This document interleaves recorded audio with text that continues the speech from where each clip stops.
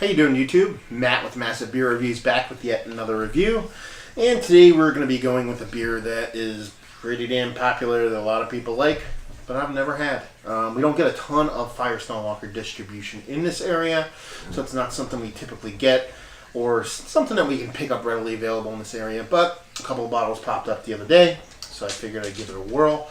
And today we're going to be doing their English Pale Ale, which is their DBA, Double Barrel Ale from Firestone Walker.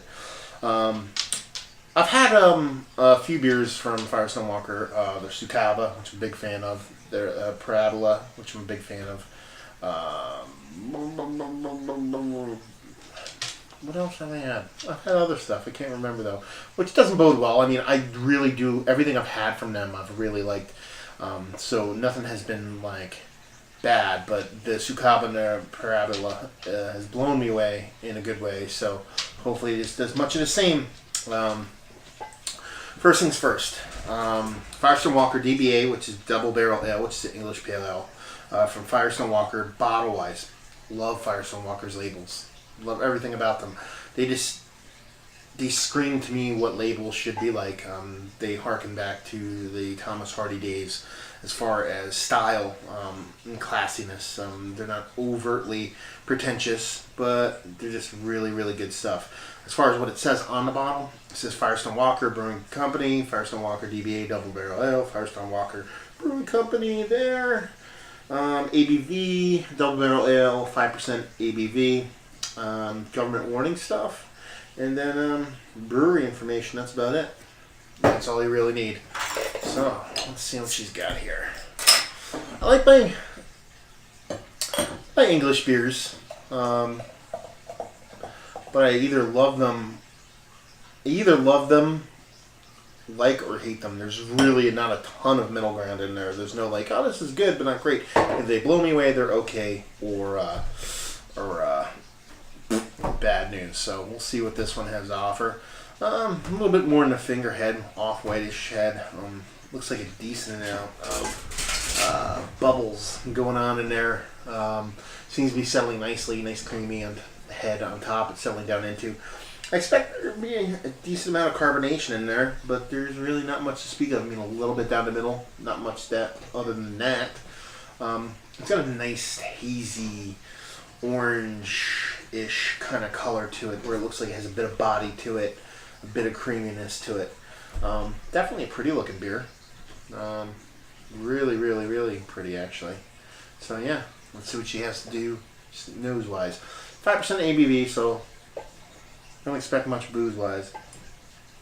It smells like an English-style pale ale. I know a little bit of hops, not much. I think this is 30 IBUs. Not that that matters, it's a matter of balance. So, you know, nice little bit of fruit there, a bit of citrusiness, but not too much. Just a really refreshing smelling beer, a little bit of breadiness, a little bit of yeastiness. Tiniest bit of hops. And just a little bit of fruit there, a little bit of citrus, that's about it. But really, really refreshing on the nose. I mean, definitely a nice beer to smell. As you can see, the head's nearly gone away now at this point. So, yeah, let's dive right in. Cheers.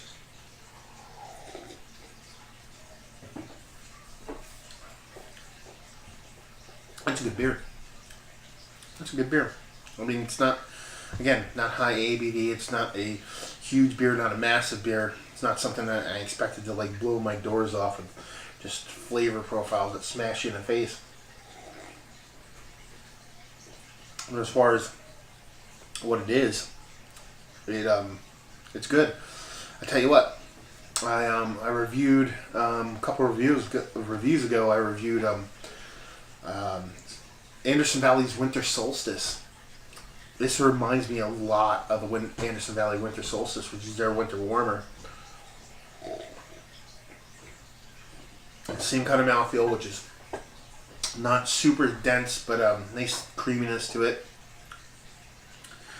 Similar flavor profile, even is just a slight bit drier, with the tiniest bit of hops to it. Where the Anderson Valley Winter Solstice is doesn't have. But yeah, I mean, it's very, very, very, for me, tastes very, very similar. And I'm a big fan of that beer, so begs to say that I would like this one. That's just a refreshing beer. Like I said, not going to blow your doors off. Not much to it as far as intense flavors, but it's, you know, decent mouthfeel for its ABV. Nice taste, but not crazy in one way or the other. You know, just super drinkable, super smooth. A low ABV, so you're talking about a sessionable beer that you can sit down and just drink at a barbecue or at a golf outing or something like that. This is just probably right up that alley. Something that you can just drink and enjoy and not get too tuned up. Unless that's your goal, then switch to the higher ABV stuff. But yeah, nice beer. Nice beer. Simple yet nice. I shouldn't say simple because there's a lot there, but it's very, very subtle. So subtle yet nice. That's what I should say.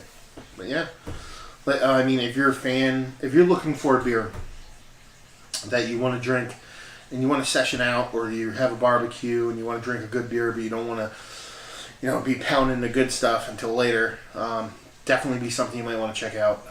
If you actually like Anderson Valley Winter Solstice and you just want a twist on it and something a bit different, definitely check this out, because like I said, for me, it's very, very, very similar. And if you're just a nice, smooth, drinkable, sessionable, lightish beer fan, I mean, there's no reason why you shouldn't give it a whirl. So yeah, Firestone Walker DBA, very nice beer. Rating wise, I would probably give it, mid to low 80s, maybe like a 83, 84. It's a really nice beer.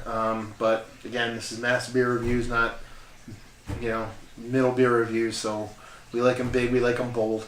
It's a very well made beer, but it just lacks in certain aspects to push it towards the 90 mark. But I mean, hell, mid to low 80s is a very respectable score. Availability in this area, you can't really find it that much. So northeastern Pennsylvania, really can't find it all that much. So I'm gonna have to give it like a availability scale of a 2. Value wise, I bought single bottles, so I bought this. I think it was like $5 for this. So for this kind of beer, I mean, I'm not sure what it is in 6-packs because I've never seen it available around here. But in 6-packs, I'd want this to hit somewhere around the $10 to $15 range. So for $5 for a single, I'd have to give the value scale around to like a 2 or 3. But then again, I did buy it at a restaurant. I didn't buy it at a bottle shop, so I was paying a little bit higher than average prices. So it is what it is. So yeah, another review down. Another review in the books. Hopefully you enjoyed the review.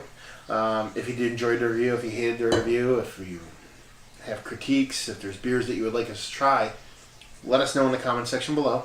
And obviously, if you enjoyed what you saw, please share and subscribe. If you'd like to check us out anywhere else on the internet, you can on Facebook, Instagram, and Twitter. All those places. We're probably most active on Instagram, so if you're going to check us out anywhere, check us out there, because we're posting review updates and review previews and general beers that we're drinking, not reviewing, and contests and all that kind of fun stuff. So definitely check us out there. Facebook, Instagram, Twitter. You can check us out at Massive Beers in all 3 of those places. And yeah, like I said, another one down. So hopefully you enjoyed the review. Hopefully you're enjoying a great beer. And hopefully you see you next time. Cheers.